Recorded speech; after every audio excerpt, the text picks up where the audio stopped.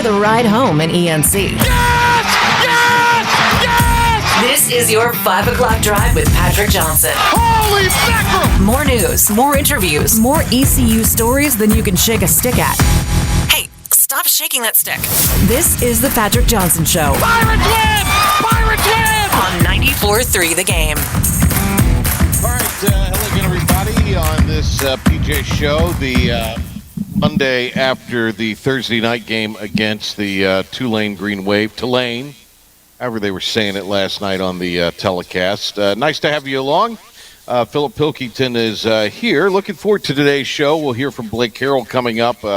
Also, Caton Hauser, some other Pirate players. But Pat Welter from WREL Sports is going to be with us. And you could really, I think, fairly say that Pat's reporting this week that there was all kinds of strife and a bad environment and atmosphere surrounding UNC football. All of that kind of has put a hyper focus on what's going on in Chapel Hill this week under Bill Belichick. So Pat Welter will be on with the very latest. Pat also reporting that there are sources denying that the buyout option was ever discussed. But, I mean, what do you expect them to say at this point unless they indeed are going to be buying out Billy B and sending him off to whatever his next destination is. But we'll get into all of that with him. The Tar Heels are on an open week, so that is interesting in itself. Let's go to our colleague, Philip the Ref Pilkington. He joins us here. A couple of things. You said something actually very, very smart. Did I? Yesterday. You Wow. did yesterday.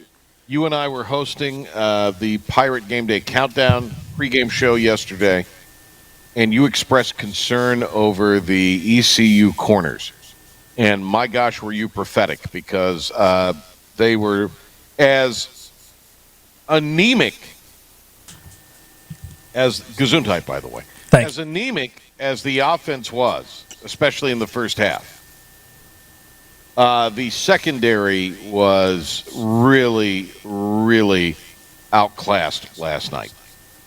I think they were. I didn't see a lot of adjustments. I wish we'd ran some cover two, maybe guarded the flats a little better. There was somewhere they've been successful. But I just thought the cover three that they saw a lot, it was very soft. You know, Blake Carroll talked about it after the game on the field when he was asked by Stephen Igo about what could change there. He's like, even though we're in a zone, you can still get a little more in the guy's grill once he enters your zone. Right. And Blake Carroll thought that on the back end, the corners and the safeties were just maybe, you know, in the video game terms, we're standing right in the middle of that little circle that you see when you do the little thing up there, instead of being worried about the player. They were guarding more an area on the field than they were a player. And yeah, man, it just too many 10 to 12 yard throws. Kind of looked like that Panthers Patriots game a little bit. Not good. And I just, you know, now we could talk about the red zone for Tulane. A lot of that was self-inflicted, although I thought ECU was very tough when Tulane tried to run in the red zone or in the goal-to-go situation. So let's not get it twisted in that regard. East Carolina defensively did some very positive things. But they made a quarterback who was shaky throwing the ball at best look like Tom Brady, or look like Peyton Manning to be more, or Mahomes to be a little more modern. I would say Joe Montana, because I still think he's the greatest quarterback ever. Brady, a close second. But in my opinion, Pilk, you know, I don't know. I didn't think we were really, you know, Blake Carroll says in his postgame, and I assume we're going to have this cut in a minute because we do have a roster of cuts to go through in the aftermath of this 26-19 game. I did not think we were ready to go, and I don't know how well coached we were going into the game. I think there were a lot of deficiencies. I mean, even look no further than the last play of the game. You got 7 seconds, 35 yards out. That's 2 cracks. That's 2 cracks. I mean, would you agree? You would hope. So lobbing it high in the sky like you're on your own 35 is nothing more than a time killer. You dart it in there, and then you do the lob on the final hurl. You do? You don't do it. Of course, that ended up being the final hurl. Yeah. But I just like a little thing like that is what I mean. And look, Tulane's no great shakes. Let's not get this confused at all. That is a fragile 5-1 football team. That is a flawed 5-1, but they're 5-1 and they're 2-0 in the conference. Yeah, they're finding ways to win. Is ECU season over? No. Is there still a possibility? Very slight that they could get to the conference championship game. Because I think there will be an undefeated team in conference make it out of the American to the final game in the first weekend of December. So you have got to hope you get some help. You've got to take care of business. Now, the schedule is much more favorable. I was talking to Jay Sunalder late last night while the game was coming down to the wire. And, we were kind of saying, what is this an 8-win team? Is this a 7-win team? Is it a 6-win team? And as we sit here right now, halfway point, it's a 500 team.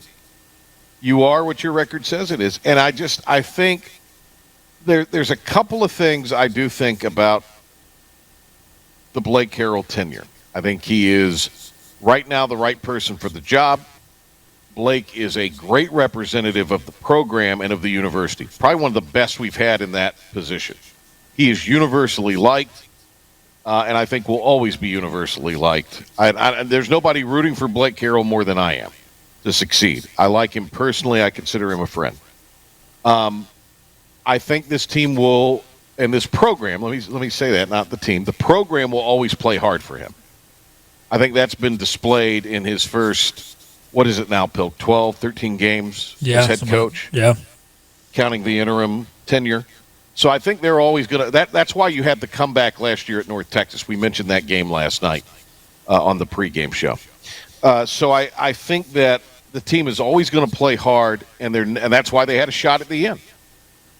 But I wonder if we are as drilled as we need to be. Now, you could say, okay, well, Mike Houston was a disciplinarian. Yeah, they probably were a little more disciplined in some respects during the Houston era, but that was not a very fruitful time period if we look at it on the whole. Yeah. There's some things that Mike instilled in the program that were desperately needed after the debacle that was Scotty Montgomery. But I think we got to be a little sharper. And I'm not just talking penalties. I'm talking just little things in the coaching up. Your thoughts? I agree with you, Patrick. One of the things, too, was there was the end of the game when they kicked off to us. You take a knee in the end zone, you save 5 seconds. I'm glad you brought that up. That was an awful, awful decision. And it wasn't like this was on the edge of the end zone. And, okay, do I go? Do I stay? Do I need? I got confused. No, this was like 2/3 of the way, if not more, into the end zone. So there's that. There's the tackling the guy on the 3-yard line where they were clearly trying to score. Just let him score. Pick him up and throw his rear end in the end zone.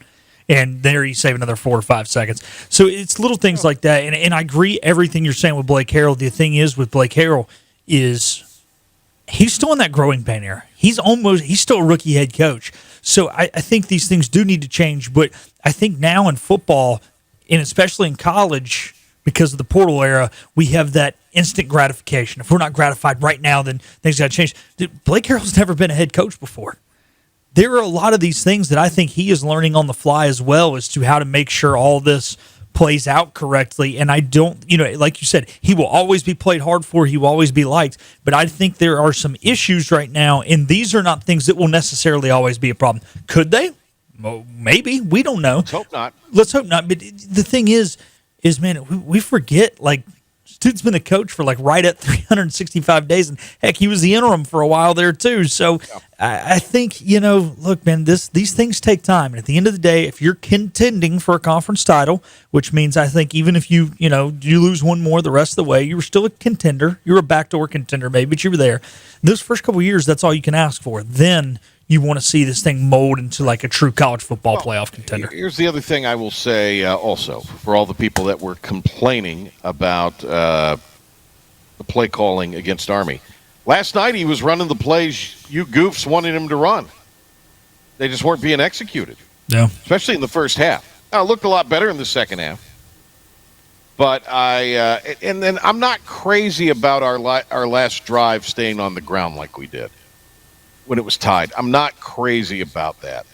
I think the run is fine, but I think 4 straight run. I don't know. You got a first down, but I just think I don't know. Me personally, I was not crazy about the play call on the penultimate drive for ECU. Yeah, it was tough. The problem was there were so many times it just felt like the routes didn't have time to develop. I think Caton, when he had time, did a great job pushing the ball down the field. But gosh, too. Yeah. But I mean, I don't know. I move the pocket a little. Yeah. I would like to see a little more West Coast concepts implemented in this offense. I want to see a couple more shallow crosses, a couple short hitches. You got some playmakers. Sometimes I just feel like we just need to get the ball in their hands. Just get the ball in their hands. And again, there were some things the defense did that were very well. The secondary was there was. It seems like the perpetual problem with ECU football is the perpetual question is how are the corners going to be? How is the secondary going to be? More so the corners. We never seem to have the corner that is a game-changing corner. It's been a while if we've had one. Well, we did a couple years. We did last year at the beginning of the season. He got hurt. That's true. Very early. He got hurt. But outside of that one example, Pilk, that position is always in question, it seems like, historically. And it always seems like we have undersized guys there. Or guys that maybe just aren't quite able to contend with certain receivers. I agree. I 100% agree. Here's the devil's advocate. What's going on with the punting game? I don't know. Oh, my goodness. We lost the field position battle. Was it? No, we lost the field position battle because of offense, defense, and special teams in that first half. Special teams were terrible. And with the return, too. I mean, the whole thing, special teams were terrible. Yet at the end, you did get the break on a couple of pass interference calls. So you can't say you didn't get any breaks. But you are in a position 35 yards out, should have 2 plays, should have 2 cracks at it towards the end zone to tie the game or win. And here's the other question. Had we scored, you go for 2, in my opinion. You get the hell out of there. Run your best the conference game, man, I don't know. I'm more conservative. Run your best play and get out of there. Yeah. You run your best thing and get out of there. If it fails, it wasn't your best play. Yeah. So I do want to bring up one thing, though, as it relates to the corner. I get what you're saying, sure, Patrick, and I understand your frustration. I really do. But I want to remind you, NFL games are a lot lower scoring than college football games. There are a lot more great receivers than there are great corners. And you see it's so much harder to make an NFL roster as a receiver. Yeah, collegiately. Yes. Yeah, okay. And it's so much harder even to make an NFL receiver or roster as a receiver than there is corners. There's only so many lockdown corners. And unfortunately, the issue is there are national championship caliber teams that have the same problems you're just talking about ECU having. There's usually like 6 to 7 good corners in college football, really good corners. That's about it. So that's about it. You're right. It is what it is. All right, let's hear how Blake Harrell thought afterwards. He liked the way that the Pirates ran the football. Starting to get that going, and some of that's credit to Anthony and Yannick and those guys out wide. Just, defensively, they're trying to stay on top of everything and giving you a little bit in the run game, and we're doing a good job of taking it. I think offensive line-wise, we got to do a little better job of staying on blocks and, give Caton time to throw the ball in the first half. I mean, good gracious, he's time to get set up on his back foot. He's getting hit, so we got to do a better job of that. But I did think we ran the ball better than we have and started to move the ball there. Blake Harrell on his post-game message to the Pirate team. And I just told the football team, hey, you have an opportunity to be a good football team. How you respond to these things. It's the little things that will make the difference down the stretch. It's the little things that will win you close football games against a good football team, which Tulane is. Pilk, that's it, the little things. And East Carolina did not do enough of the little things last night. Tulane didn't do a lot of little things last night.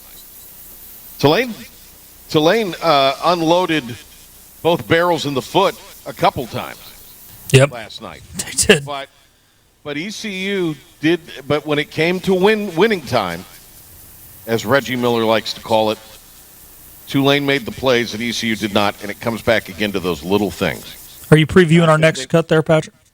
I think it's got to be coached up a little better. All right, yeah, let's preview. I am previewing that. Let's hear it now. Thought, defensively did some good things in the first half as far as holding them to 4 field goals and not let them get in the end zone there. And offensively couldn't get it going and just didn't think we had great energy in the first half. And some of that's just, things weren't going our way. And, 3rd and 1, we have a penalty. 3rd and 4, we have a penalty.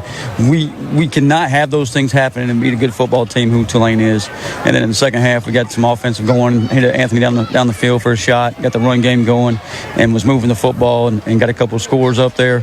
And got the lead on them. And then they hit the big ball down the field. The corner falls down. Got to do a better job of that, making a play. Just go tackle him and get him down and give us another chance. And at the end of the day, they played. They are a team that's disciplined, that plays to not beat themselves, and they didn't beat themselves, and we did tonight. Good point. Let's hear from Caton Hauser on the adjustments that were made at the half. Yeah, I just think we realized we were able to run the ball, so we kind of started off our drives doing that, get the chains moving off a rip, and then once we got them on their heels, we started opening up the pass. I think that started moving a little more smooth for us, and also just getting the ball in my hands quicker. We were trying to take shots down the field and trying to hold up for a long time. We weren't able to do that, so just trying to get the ball in my hands quick and just push the ball down the field. I thought we did a good job that second half, just got to finish towards the end. Got to be better in one-score games, says Hauser. Yeah, I think we're still growing as a team. I think we're still getting better every week. We're playing these teams, we're getting close, and we're in one-score games and have a chance to win the game in the end. It happened a couple times, and we just haven't done that yet. And we still have a long season left, a lot of games left, and a lot to prove. So, yeah, we're fired up to keep going to Tulsa on a short week on a Thursday and then just finish out the season. They will have a week in between games, but I get what he's saying there about a short week. I've lost my list. Here it is. Tegan Wilk, who dropped a couple of interceptions, says this was a painful loss. In a game where we should have won, it's a terrible feeling, and I can't blame anybody but myself, honestly. I gave 6 points away myself, just dropping interceptions, so it's pretty rough. I don't know if you could say gave 6 away. I mean, there's other factors, but I understand what and look, the first one he'd have at the very least the Pirates would have been on the plus 20, plus 15, plus 10. He might have even been in the end zone. Yeah. On the first one. So, lengthy cut here. Let's get to it. The importance of moving on. In a game where we should have won, it's a terrible feeling, and I can't blame anybody but myself, honestly. I gave 6 points away myself, just dropping interceptions, so it's pretty rough. Yeah, you had 2. You had a fumble recovery, which was huge, and then you were able to step in front of the receiver on that one and at least break that up to prevent a touchdown. So that was a big play. Going forward, what does this team need to do to prepare for next week? We just have to move on. Tomorrow we just got to forget about this game and focus on Tulsa, and then one game after another, and just do what we do. Don't really focus on anything else except for what we need to do to better ourselves in practice, and in those upcoming games, fix what we mess up today, and just move on and come in there with a better mindset. And that starts with me. That starts with Caton. That as older guys, we got to be able to step in and have everybody rally behind us.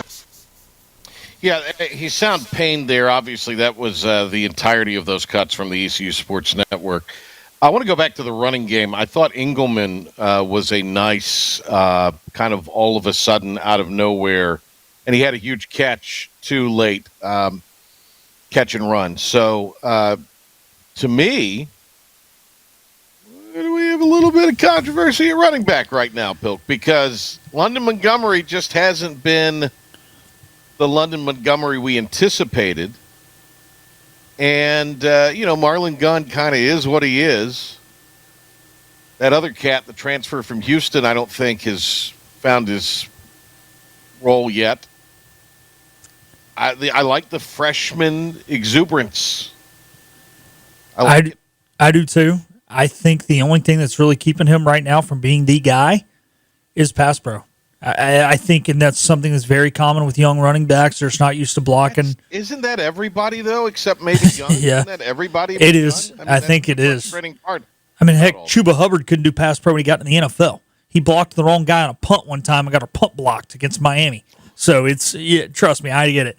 But you mentioned him running the football. He averages 4.2 a carry or something like that in that game. Something like that, yeah. And then on top of it, he led the team in receptions, and he looked so much more natural catching the football, I think, than the other guys. But overall, Patrick, you mentioned you wanted to talk about the run game. They averaged 4.6 yards a carry. When it came to truthfully running the football, those stats look a little skewed due to sacks because for some stupid reason in college football, quarterback sacks are negative rushing yards instead of team passing yards. But truthfully, when they attempted to run the football, 4.6 yards a carry, thought the offensive line was very good run blocking. Some issues in pass pro, especially early. There were some substitutions that got made that helped that out. I thought Cooper Chernaski played really well when he got into the football game. So a lot of good things to come from this from an offensive line standpoint, ability to run the football standpoint. And I love that tempo that they ran in the red zone, man. I think the red zone offense had a little more flow. Really, the only time they got out of tempo was there at the end of the game when they subbed and nobody knew what was going on, and then they called a delay of game on us despite there being 25 seconds left on the play clock. And that was I thought that was on Tulane, actually. That should have been. I think that's one you're calling in today if you're Blake Harrell. Yeah, so I didn't hear the broadcast. Bobby Hardware was telling me about it. He said that I guess they were barking out signal calls, trying to get us. So that's why Kate mentioned should be delay of game. And I think what the issue was, we snapped the ball while they were subbing. Well, the umpire never stood behind the center. And one of their guys jumped off sides, so he snapped the ball. If anything, if it's a false start on us for snapping, we're not supposed to, fine, but they should all set. Delay. Yeah, well, that's what I thought it was going to be, was either the delay on Tulane or the barking out signals, whatever that is. And I thought it would have been on us a false start, which is still frustrating. But I mean, to call a delay on East Carolina was absurd there. What are the three things in life, Patrick? Death, taxes, crappy American officials. Real quick, though, before we get a break, shout out soccer. 2-0 win over Temple. That was big.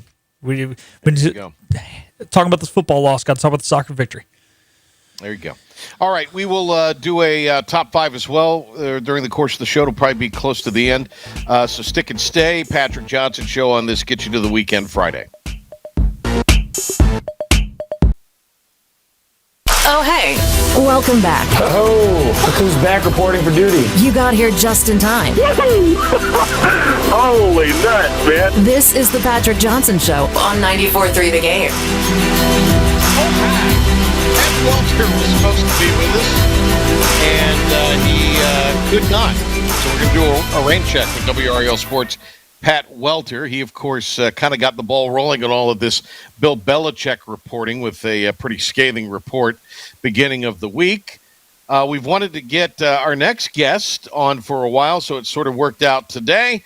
As joining us from Parts Unknown, he is with WNCT 9 on Your Side Sports, Zach Kaplan. And I know he's very impressed with this professional operation we run here on the Patrick Johnson Show. So he's very excited to be here today, I'm sure. Welcome to the big time, Zach. It's great to have you on. Thank you so much. Local TV, I'm used to everything. So bring in the right-hander, and we're doing this thing. We've made the call to the pen. All right, we had our say last segment. Let's get your take on the game last night. ECU losing by 7 in New Orleans in a game they, in some ways, should have won, but in some ways probably didn't deserve to win. I mean, you're watching that whole first half, Patrick, and it's just like, I'm sitting there, I'm like, how is this a 6-0 game, 9-0 game, 12-0 game?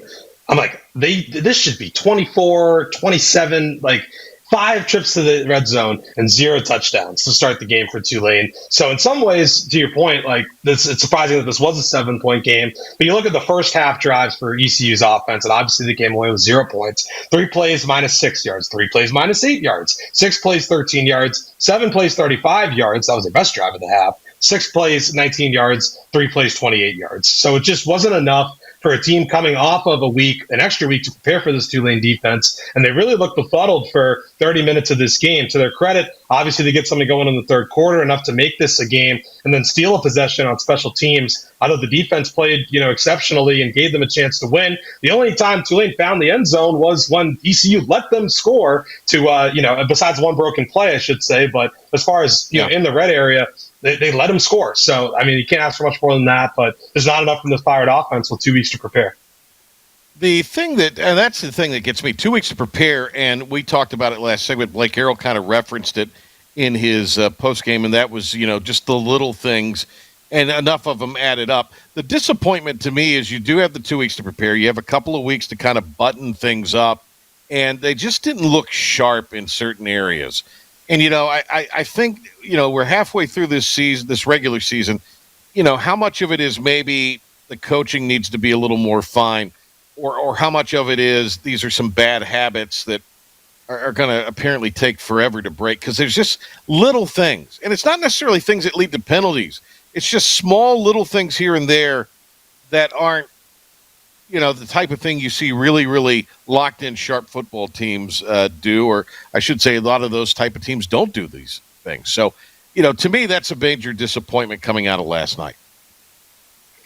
And I think as well, offensively, they're getting themselves in negative play. They're having negative plays, or just putting them in negative script. And I remember it's something we were talking about after the NC State game. Blake, mentioning that they were in 3rd and 11 and 3rd and 13, and those plays that are just low percentage to begin with. And it feels like last night they retorted back to getting in some of those positions a little bit. And, it just can't happen because, it's drive killers when you have these negative plays, penalties, whether it's procedural or what have you. And, they, at some point you become your habits. You're 6 games in now, like you said, halfway through the season. And I don't know. I mean, you've had plenty of time to correct them. They do have another bye week, but it's things that you would think you would have hoped would have been fixed by now. I still think they have plenty of runway to make things happen this season. And obviously you have Memphis coming in here in November that should still be ranked by then. So there's still plenty of ways for this season to go in the positive. But, just frustrating for Pirate fans last night. I don't blame them watching that side of the ball. We're joined by Zach Kaplan with WNCT Sports. All right, before we get into some of the things we were going to talk to Pat about, which involved the Belichick saga and that sort of thing, and you're a New England guy. You grew up going to Patriots games, so obviously I think you'd be qualified to speak on some of this from just kind of your perspective. But I understand that you were able to enjoy yourself and avail yourself of the palatial Pilkington Estate in Charlotte last weekend. I'm jealous. So tell me a little bit about the palatial homestead of the Pilkingtons, the spread, how many bathrooms, how many bedrooms in this NBA-like baller mansion.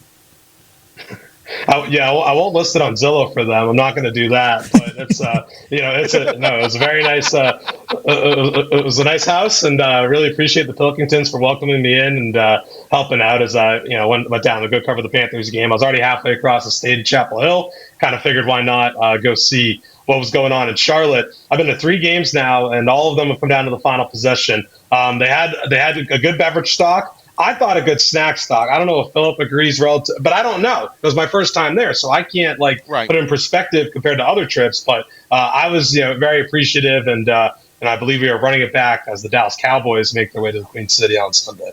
Yeah, we are running back. I think there'll probably be a little better snacks. Me and my dad will both be in town. We eat a little more than my mom. Her snacks are always chips and salsa. We've always got them. That's great, but she doesn't have as much of a broad thing when it comes to snacks. If she was on a deserted island, she always says, bag of chips, some salsa, she'd be happy. You want variety in your snacks, though. I like salsa as much as the next guy, but you want a little variety. So I would have complained, as you know I would have. All right, so I'm a guest, so I'm not complaining at all. Oh, I would have complained. What kind of guest is Kaplan? Terrible. I mean, he's coming back. Yeah, there was a broken vase, and I think he shaved our dog and all kinds of crazy. No, Zach was great. Everything was good. He was clean, nice, respectful. He was quiet except for when he was having to work. But hey, he had to work. My sister was like, "Oh my goodness, he's recording TV stuff in that room over there." I'm like, "Yeah." I was like, It's like I know the only time my sister's ever seen a TV broadcast in a house was when the kids got the golden ticket and Willy Wonka, and I was like, yeah, that's it. But he doesn't have the big truck out front. We've got better technology nowadays. And how is the Wi-Fi at the palatial Pilkington? Because that's the key to a field reporter. Anytime you're in the field, it was good Wi-Fi. and I was uploading quite a few. Like it was like they were like longer blocks for the show, so it needed the Pilkington Wi-Fi needed to come in clutch, and I felt like it did. So big thanks to the family for allowing me to siphon all their bandwidth for about an hour there. I would say the baseball playoff game may have lagged a little bit when we were doing that. just a touch. But hey, the Pats game was on NBC, so that's no Wi-Fi. That's rabbit ear antennas, and Zach was good because his Pats game didn't lag, and they beat the Bills, so he left happy. There was a time when I was promised that Pilkington, when he was first with the company, was going to be outside of Panther Stadium to give us a live report, and he was actually inside the palatial mansion doing the report. Ben lied to you. Ben lied to me. Ben B. Baby Byram. I don't know if he lied. He just didn't tell the truth. Yeah, he said I was going to the game, but he didn't specify because you guys were trying to call me in the 5 o'clock hour. My mom can't get off early. She's a dental hygienist. It's not like the desk job people that can get out early. Right. So you guys call me at like 5:15, and I'm like, well, she's just now getting home. We haven't left to go to the stadium yet. Game doesn't kick off for 3 hours. So yeah. It was like a Thursday night game against Atlanta. We lost. I think it'd be great if she did leave early in the middle of a cleaning. Just left. I know. Like in the halfway place, like, all right, I gotta go. Top's done, bottom teeth. Sorry. Right. Out of We there. don't need them. Zach Kaplan from WNCT9. All right, I don't want to run out of time. I don't want the sun to set on us here on the Get You to the Weekend edition of the Patrick Johnson Show without asking you a little bit about your perspective of this Belichick nonsense. You obviously spent many, many, many years in the shadow of Foxborough and watching these great New England World Championship teams. What is your take on all of this as we sit here on this open week for the Tar Heels? Well, coming into the year, I kind of felt like, all right, it's going to be sink or swim. Like it's going to go really well, or it's really not. And I was more on they'll go 8-4, 9-3 side of things. I did not foresee this. I don't think anyone could have foreseen it going bad. We're in early October, and we're talking about how bad it's going. I think when you have local NFL media, and he's notorious, obviously treated the Boston, Providence, New England media however he wanted over the course of his time in New England. You can't really do that to Tar Heel 247 and Inside Carolina. And obviously, Pat from WRAL has found out things this week, and those have come to light. And I don't know how extra benefits violations are even possible in 2025. You can pay the players now, so it's amazing that can even be a thing. But here we are, and I do think. You look at the administration; they've sunk $14 million into football, and it's supposedly $7 million into basketball. So first of all, just on that alone is pretty surprising. But they've clearly made an investment. They want to invest in football. I don't think they'll pull the plug. I know there's some that say they're looking for reasons to get out of the buyout. They're looking for ways to make something bigger out of this extra benefits deal. But I think they're in it for the long haul. I do think they eventually want to get to the SEC. As awful a day as that'll be for sports fans in this state if the three triangle schools are not in the same conference. But I do think they're in it for the long haul, and they're going to stick it out with them beyond just the thinly veiled statement they put out. Bubba Cunningham and Bill Belichick did on Wednesday of this week. Yeah, I mean, they did push back on some of it. There's 25 words against the thousands that have been written, but still. Is this tarnishing rather his legacy in any way? I mean, there's the conversation that Russell Wilson has tarnished his playing legacy with his performance the last couple of years. But I mean, what do you think as far as the Belichick coaching legacy? I mean, what kind of stain is this going to leave?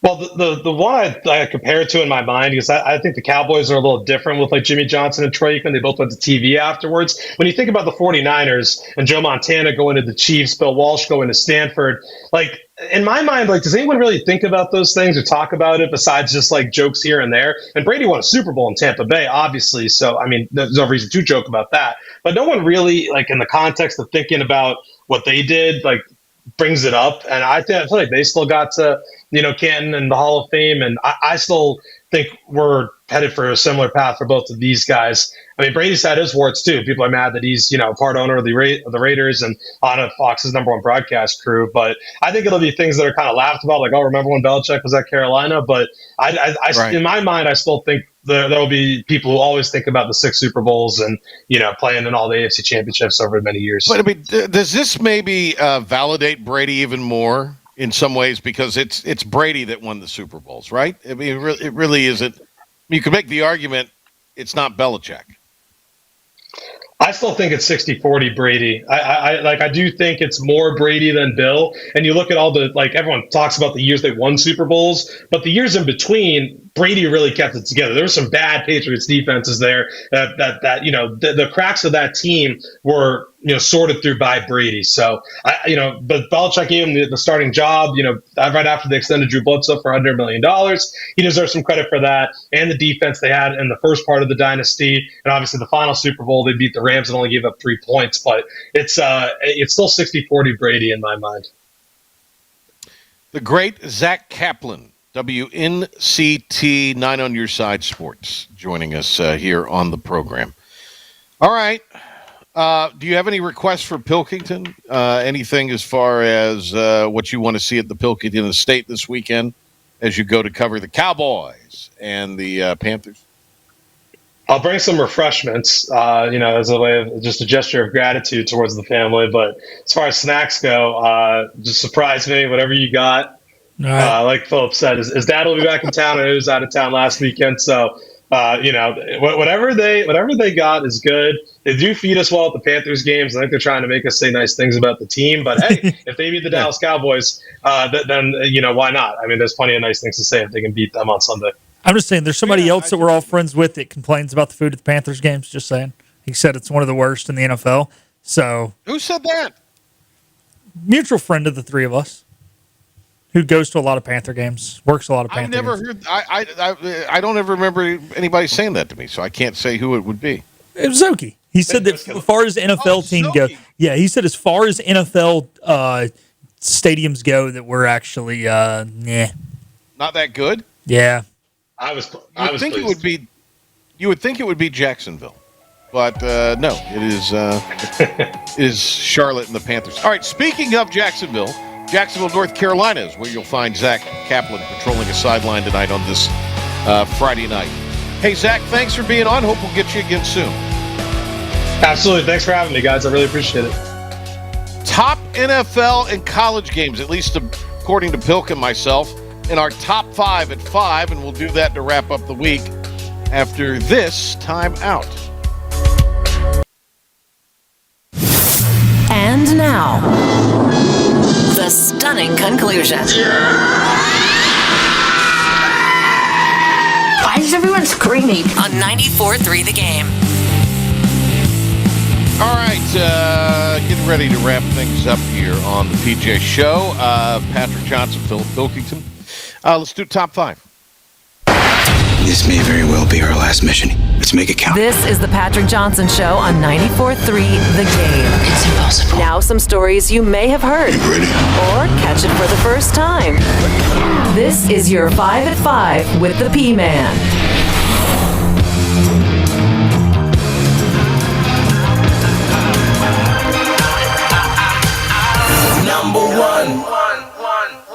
Number one, we're going to talk a little football. Already hit on the Pirates, and big weekend. Big weekend in NFL and college. Patrick, what are we doing first? Well, we'll start with college. College games are played first. So okay. So I think we ought to pick whatever we think our game of the week is going to be. Pilk, what do we think the game of the weekend is going to be in college? And I'm going to go. It's going to be Indiana and in Oregon. I think that's the game I'm most looking forward to watching. To me, that's the most appointment TV game of the weekend. And for no other reason than the coaches are maniacs. Dan Lanning is a loon, and Kurt Signetti is the ultimate smartass who's cocky. So for no other reason than the coaches are lunatics. But I think it's going to be a good game. It's going to be a 12:30 start out west. Yeah. But if Oregon comes to play, I still think Oregon's the best team. So that would be, for me, the game of the weekend, and as the reason as to why Although I do think Indiana, I just love the way Indiana's moxie since Cignetti has taken over. I mean, it's pretty crazy how that's a total 180. How about you, Pilk? Oh yeah, no, I agree with you. That is the game, but this might be the chalk answer, but I'm going with the Red River Shootout. Arch Manning, can you get it figured out? Can you beat a real football team? You haven't proven it yet. You want to be the number one pick in the draft after your junior year? Go out there and beat a real football team in the Cotton Bowl, hallowed ground of college football. I'm ready for it, baby. Let's go. How do you think the SEC is feeling that they are able to showcase that this week? Oh my goodness! Good, because it's as far as college football goes, it's one of the games. It is. So it sounds weird to say. All right, that's number one. How about? Number two. Big game in the American standings tonight, too. We talked about that yesterday with North Texas and South Florida tonight in Denton. All right, number two, Bill. Number two. I thought we were doing NFL as part of number one, but I guess this is number two. Picking our favorite NFL game. Yeah, all righty. Yeah. So I'm going to go. Well, hey, look, man, there's Super Bowl preview coming on Sunday Night Football. Jared Goff against Tay-Tay's boyfriend in Arrowhead. Yeah, that's a good one. It's entirely too late for me to be staying up on a Sunday. Yeah. Though I sometimes have a hard time falling asleep on a Sunday. But you're probably right. I'm a little more interested, though, in what is going to be on CBS, I guess, in the national window game. And that'll be San Francisco and Tampa Bay, because I think Tampa Bay, for me at least, right now, is a Super Bowl contender. I know what you're saying about Detroit, but I think the Bucs are a real contender for a deep postseason run. I think they've got the quarterback that is perhaps the most fun to watch in the NFL right now. And I'm intrigued to what's going on in San Francisco. What is happening out there with their quarterback situation? Because it seems like we've heard two or three different things this week with Purdy and Mac Jones and who's available and who's practicing and who's not. But San Francisco plays hard too, man. That's a never give up kind of situation out there as well. So I think it's going to be a heck of a game, and I am looking forward to it. And I will say this, that Eagles loss from Tampa looks a little worse, because that's totally on Tampa Bay. The Eagles have not looked good the last 2 weeks. Been outgained in every game this season in yards. And Tampa just played sort of like East Carolina, crummy at the start. Yep, they did. I like it. I wish I could teleport in a state, because if that's the case, I'd go to Jacksonville and Seattle at 1 o'clock and teleport over to Tampa for the game you just mentioned. That's an interesting one, too. The Jags seem to have a little legitimacy about them. I'm surprised you didn't say your Panthers hosting the Cowboys. But why would I say that? Because they're your Panthers. Well, that's not intriguing to the world. That's just intriguing to me. Well, I mean, they're playing the Cowboys. So are you going? Yeah. Are you going? Yeah. You are. Could you have sold your tickets? Probably. And okay. All right. I'm just asking. All right, we got to go here. 3. All right, Rod Brindamore. Happy with his team after their opening night win, 6-3 over the Devils. I would like to play Frank the Tank's rant, but we would get a lot of FCC fines, so we're going to hear what Rod Brindamore had to say instead. Well, I love the fact that we didn't, hang our heads, or even when they kept tying it up and we were playing pretty well, had plenty of chances, and they just kept moving forward. So it was good first step for sure. Gold star for you for finding some Brindamore audio, number one.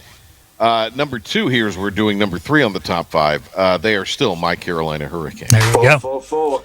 All right, number 4, a little bit of a sad note. We learned just before I went to bed last night, or I think it was early this morning, that Sister Jean, the chaplain for the Loyola Chicago basketball team, has passed away at the ripe old age of 106. They didn't really say how she died. I guess it was probably just old age at that 106. point. Yeah, I think she died because of 106. She was 106. Yeah. She had just maybe last month relinquished her role at the university. Wow. Man, what a good run. What a run. It's awesome. Sister Jean. Yeah. Yeah, it really was. And that she was the star of that Loyola team. Yeah, that was 7 years ago. She was 99, and she was the star of college basketball. She was for that tournament. Yeah, absolutely. And it was Michigan that beat them, if I'm not mistaken. She was the star, and that was when UMBC beat Virginia, and she was still the star. But yes, it was Michigan. She was Michigan still the that biggest story of that tournament. Yeah, absolutely. All right. 5. R.I.P. Sister G. Yep. All right, number 5, your Cubbies keep it alive, baby. You ready for Game 5 tomorrow night? Patrick, little extra coffee. It is an elimination game or winner take all. 8 o'clock. You have got to stay up. It's Saturday night. No excuses. Lord wants the Cubs to win. So, Harry, you can't. The atmosphere in Chicago at Wrigley the last 2 games has been off the charts. Goodness. Yeah. It's just been amazing. And, the Happ home run, I actually leaped out of the chair last night when Happ homered in the first. So, look, Mull and I have already been texting because, he's a Dodgers fan. They broke through. Talk about a crazy play. All the plays that Philadelphia made in the field that were spectacular, and they couldn't even get the most basic one right, and that a walk-off error. When's the last time that happened in the postseason? A walk-off error. Error, I should say. But, look, it's going to be tough. I like the Cubs' offense, but Brewers have some pitching. They do. I think it's just, look, all hands on deck. Yeah. Tomorrow night. And I'll be able to stay up. It's Saturday. I can sleep in a little bit or get a nap during the day. So I'll be able to. Better than the 9 o'clock Thursday night start. Yeah, for sure. Speaking of pitching, real quick, Tariq Skubal, 0-3 on the season. Or the team is 0-3 when he faces the Mariners. That's Game 5 tonight. It's a big one. That'll be good, too. That'll be good, too. Yeah, he's not got a lot of support in this postseason and against the M's, has he? All right, Bill, thank you. It's fun. Thank you. Have a good weekend, man. We will be back at Tiebreakers, and we'll be there with Jim Zoki as our guest on Monday. Stay dry, stay safe, have a great weekend.